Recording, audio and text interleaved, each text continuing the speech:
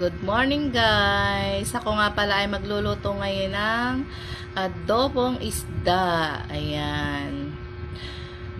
Ayan guys. Ayan yung niluluto ko. Yan ay mayroong kamyas, kamatis, sili, luya, bawang, paminta, suka at toyo. Ayan guys. Yan ang niluluto ko ngayon. Yung iba nga pala na yan ay pinrito ko dahil medyo marami. Yan. Kaya pinrito ko yung iba. Yan. Kita nyo sa screen ko. Yan yung aking ginawa ngayon sa aking isda.